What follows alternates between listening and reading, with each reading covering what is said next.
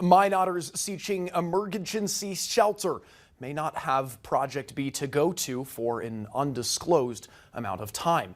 Their homeless shelter in downtown Minot has a note saying they are closed as of today, December 20th.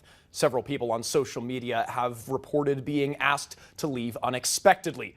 Chris Plank, NDR grant manager for the city, says they're investigating to make sure federal funds to the organization were spent correctly so they can continue funding the project. We were notified of a potential alleged internal financial concerns for Project B.